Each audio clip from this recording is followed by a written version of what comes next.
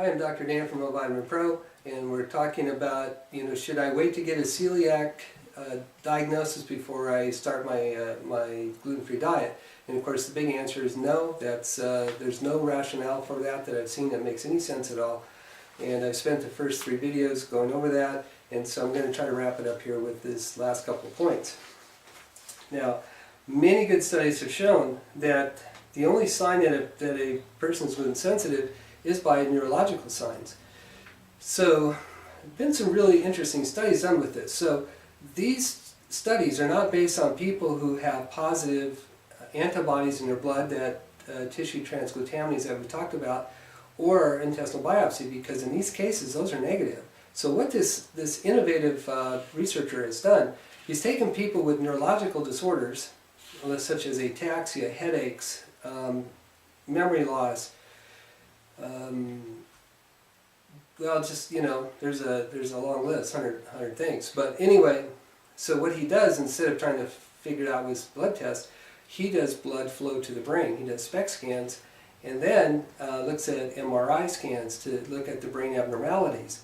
And to confirm that it's gluten, he puts people on a GFD, gluten-free diet, and then 7 or 8 months later he rechecks. And guess what? About 75 to 85% of these people, I think it's closer to 85, actually have a reversal of that abnormal blood flow to the brain, and their MRI starts to normalize as well.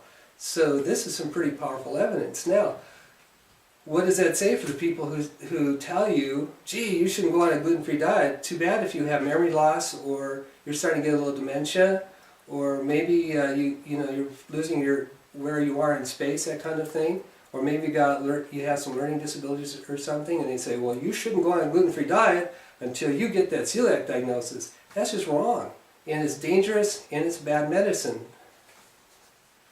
So there are many other conditions that they're in a similar type of situation as those neurological problems.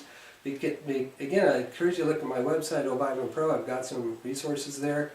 And I've got the list of disorders that are associated with gluten. It's on my gluten quick fact sheet. So anyway, look at that, and if you've got any of those, then it pays for you to investigate the gluten-free diet to see if that will help you. And you certainly don't have to wait for someone to tell you to do that. Now, there's another aspect of this, and that same researcher who determined from looking at 13,000 different people that the rate of celiac disease was closer to 1 in 100, because it used to be considered 1 in 5,000, but it's really closer to 1 in 100 who have demonstrable celiac disease based on those hard findings. But he calls this the clinical chameleon because it has a different presentation in every patient that comes in. So you are going to have to learn your own body and what are the signs for you. For one person, it might be acid reflux. Another person, it's insomnia. Another person, it's headaches. Another person, it's joint pain. So it just depends. And you're going to have to figure out which one of these are you dealing with. Some people get rashes, but they go away. But if they eat gluten, the rash comes back. So I want you to learn your own body, and you're the expert here, not some other guy.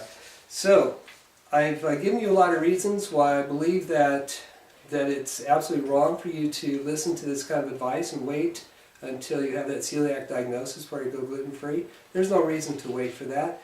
And like I say, you can start this gluten-free diet without getting the high priest's blessing. So thank you very much for listening. I hope that's helpful.